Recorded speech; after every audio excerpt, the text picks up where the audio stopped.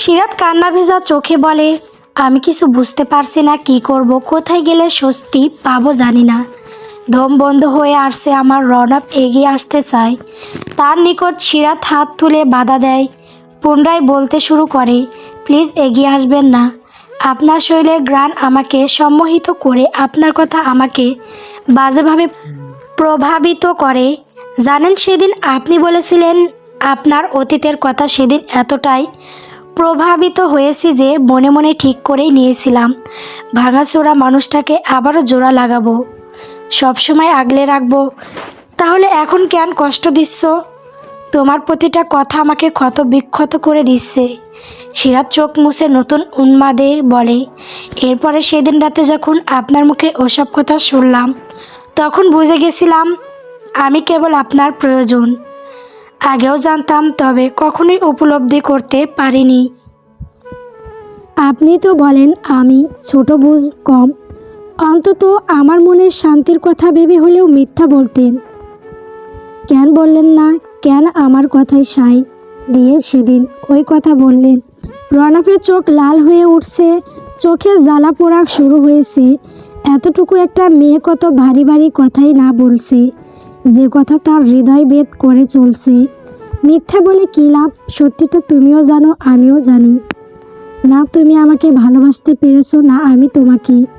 এতটা দুর্ভাগা কপাল নিয়ে কেন আল্লাহ আমাকে পাঠিয়েছেন? জন্ম থেকে দুর্ভাগ্য আমার তাড়া করে চলছে। এর শেষ কথাই বলতে পারেন, ভাগ্য তোমার খারাপ নয়, ভাগ্য তো আমার খারাপ। একজনকে ভালোবেসে তাকে বাঁধতে পারিনি, অন্যজনকে চেয়েও ভালোবাসতে পারছি না। দ্বিতীয়জন বলেই তো সব কিছু দিয়েই বাঁধতে চাইছি। যে একটা জিনিস চাইছি সেটাই তো দিতে পারছেন না, তাহলে এমনভাবে বেঁধে থাকার কি কোনো অর্থ আছে? দূরত্ব চাইছো? সিরাত চোখ অশ্রুতে পরিপূর্ণ, তবু মুখে তিরস্কার হাসি। কতটুকু দূরত্ব প্রয়োজন? রনব তাকে ছেড়ে একটু দূরে সরে বলে, এতটুকু? সিরাত উদাস দৃষ্টিতে তাকিয়ে বলে, যতটুকু দূরত্ব তৈরি হলে আপনার মনে হবে আবারও কাউকে ভালোবাসতে পারবেন।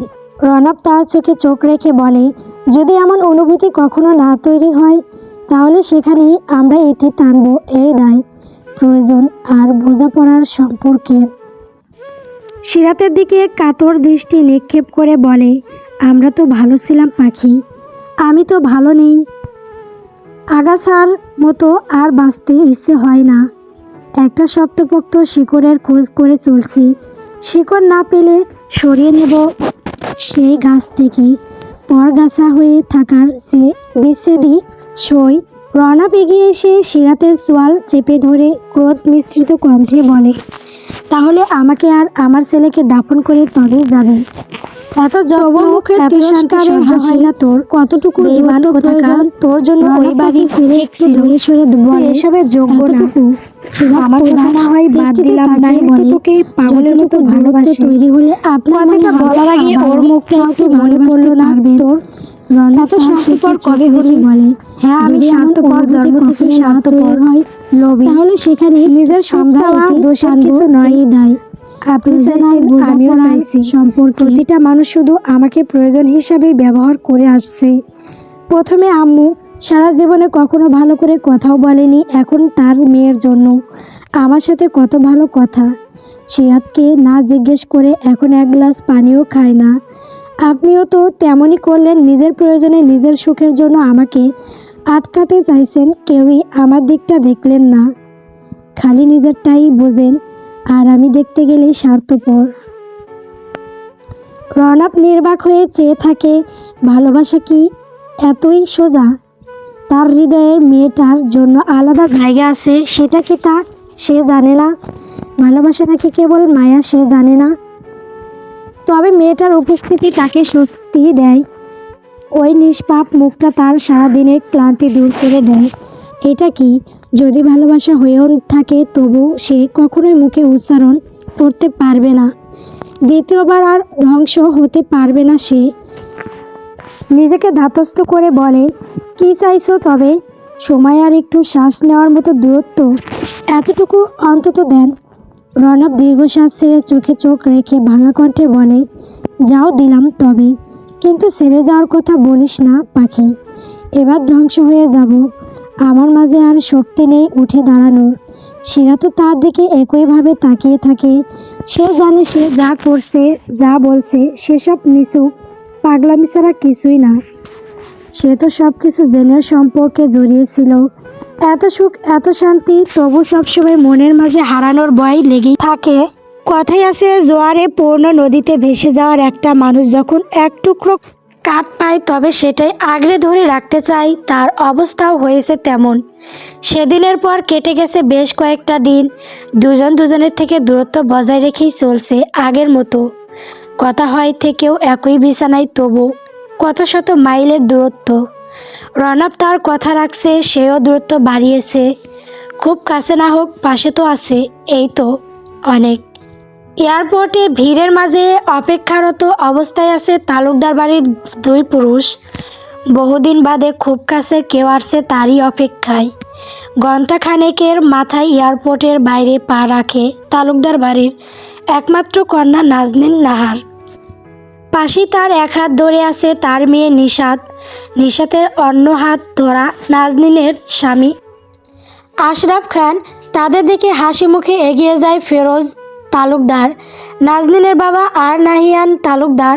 নাজনীনের ভাই ও বাবাকে দেখে নাজনীনের মুখেও হাসি ফোটে। সেও এগিয়ে গিয়ে বাবাকে জড়িয়ে ধরে। কেমন আছো আমার মামুনি? আলহামদুলিল্লাহ বাবা। তোমার শরীর ভালো আছে তো? একদম। আর নানু ভাইকে দেখে তো আরও ভালো হয়ে গেছি। নিশাতকে কোলে তুলে নেয় নাহিয়ান। নাজনীনের দিকে তাকিয়ে বলে, এটা তো দেখি তোর ফটোকপি। মনে হচ্ছে ছোট নাজ। দেখেও বাবা, হ্যাঁ এটা তো আমার নানু ভাই। চল তোরা, আমার নানু ভাই কত দূর থেকে আসছে, কষ্ট হয়েছে না?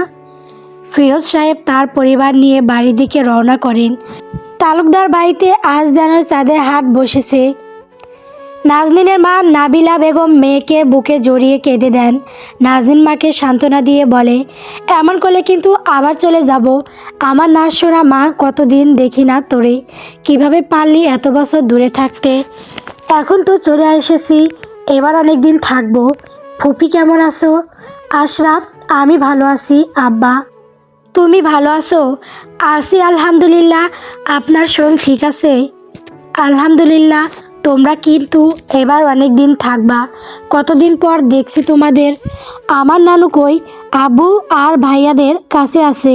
দুপুরে এলাহি আয়োজন করা হয় তালুকদার বাড়িতে। তালুকদার বাড়ির ডাইনিংয়ে উপস্থিত আছে বাড়ির কর্তা, তার দুই ছেলে, মেয়ে, জামাই, নাতনি। বাড়ির বউ শিমলা ও শাশুড়ি নাবিলা মিলে সকলকে খাবার বেড়ে দিচ্ছে। খাওয়া দাওয়া শেষে যার যার ঘরে তাকে পাঠিয়ে দেওয়া হয়। যত আড্ডা হবে সন্ধ্যার পরে। ফিরোজ তালুকদার তার জামাই ও ছেলেদের নিয়ে বসার ঘরে আড্ডা দিচ্ছে, বাড়ির মেয়েরা রান্নাঘরে। নিশাতও আছে তার বাবার সাথে। নিশাত বাবা ভক্ত একটা মেয়ে। মা ছাড়া সে থাকতে পারলেও বাবা না হলে চলে না তার। কতদিনের জন্য আসলে আসি, বেশ কিছুদিন। দ্রুত ফিরে যাব ওকে নিয়ে। আমি চাই না এখানে থেকে কোনো সত্যের মুখোমুখি হোক।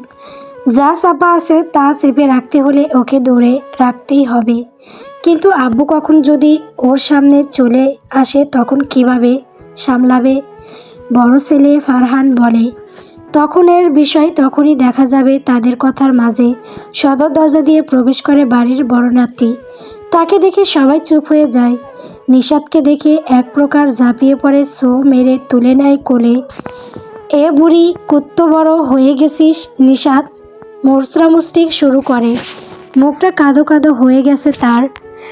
মুখটা হারিকেন ভাইয়া, পছন্দ হয়নি? তুমি আমাকে কোলে নিয়েছো কেন? নামিয়ে দাও না হলে কিন্তু কামড়ে দেব। নিশাতের দুগালে চটাস চটাস করে চুমু খেয়ে বলে, তুমি এই কুটু কুটু দাঁত দিয়ে কামড়ে দিলে আমিও আমার বড় বড় দাঁত দিয়ে কুটুস করে কামড়ে দেব। নিশাত এবার কেঁদে দেয়। স্বামীর ব্যস্ত হয়ে পড়ে তার কান্না থামাতে। আরে চুপ করো বোন আমার, তুমি কাঁদলে তোমার মা বাপ সব এসে আমারে কাঁদিয়ে ছাড়বে। নাতনির কান্না দেখে বিচলিত হয়ে পড়েন ফিরোজ সাহেব। নিশাদকে তার কোলে থেকে নিতে নিতে বলে, আমার নানু ভাইকে কাদাইকে দেখি, তাকে মেরে দেব। নিশাদ কাঁদো কাঁদো গলায় বলে, ওই দুষ্ট ছেলে আমাকে কামড়ে দিবে বলেছে। স্বামীর প্রতিবাদী কণ্ঠে বলে, এই মেয়ে, তুমি তো আমাকে আগে বলেছো আমাকে কামড়ে দেবে।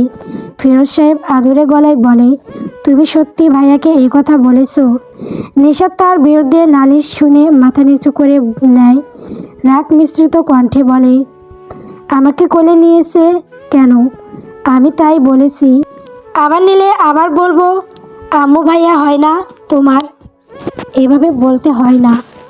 ভাইয়া তো তোমাকে আদর করে কোলে নিয়েছে। নাজনীন রান্নাঘর থেকে বেরিয়ে এসে বলে।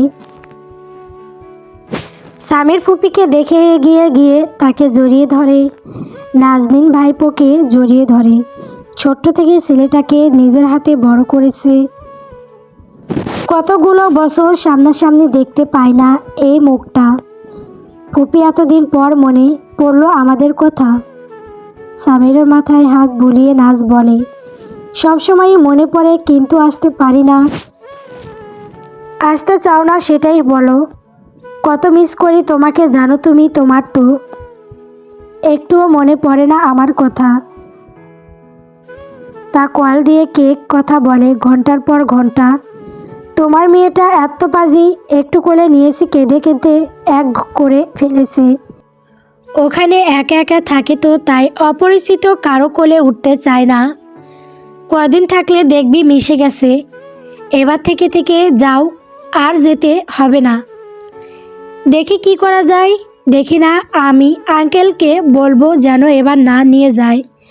মাশরাফি এসেছে আজ শিকদার বিলাই। সাথে আছে মুনাওয়ার সাহেব ও মনিরা বেগম।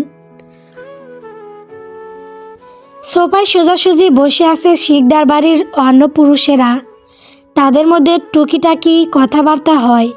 কথার এক পর্যায়ে মুনাওয়ার সাহেব আরাফাত শিকদারের উদ্দেশ্যে বলেন, ভাই একটা আর্জেন্ট নিয়েছি আজ আপনার কাছে। আশা করি ফিরিয়ে দেবেন না? হ্যাঁ হ্যাঁ বলেন ভাই, রাখার মতো অবশ্যই রাখবো। আসলে ভাই বলেছিলাম যে আমরা মাশরাফির জন্য আমাদের সারাহ মামনিকে চাইছি। মনিরা বলে, এমন এক প্রস্তাবে শিকদার বাড়ির সকলে অবাক হয়ে যায়। তারা এমন কিছু কখনো কল্পনা করেনি। আরাফাত শিকদার একটু দোনামোনা করে বলে, হঠাৎ এমন কিছু? আর সারাহর অবস্থা সম্পর্কে তো তোরা জানিসই মনিরা। আমরা সবই জানি, জেনেই চাইছি। আজমল শিকদার এতক্ষণ মুখ খোলেন। মাশরাফি সবার কথা বাদ, তোমার কথা বলো। মামা, আমি আব্বু আম্মুকে বলছি এই প্রস্তাবের কথা। আরাফাত শিকদার এবার নড়েচড়ে বসেন, বলেন, হুট করে তো হয় না। সারাহর মায়ের সাথে কথা বলি, বাড়ির সবার সাথে কথা বলি, তারপর সারাহরও একটা মতের বিষয় আছে, তারপর না হয় জানাবো। ভাই আশাহত করবেন না, খুব আশা নিয়ে এসেছি। এক মেয়েকে হারিয়ে আর এক মেয়ে নিতে এসেছি। কথা দেব না, তবে আমাদের অমত নেই। বাকিটা সবার সাথে আলোচনা দেখি। গল্প সমাপ্তির প্রণয়। পরবর্তী পর্ব পাওয়ার জন্য অবশ্যই চ্যানেলটিকে সাবস্ক্রাইব করবেন। ধন্যবাদ সকলকে।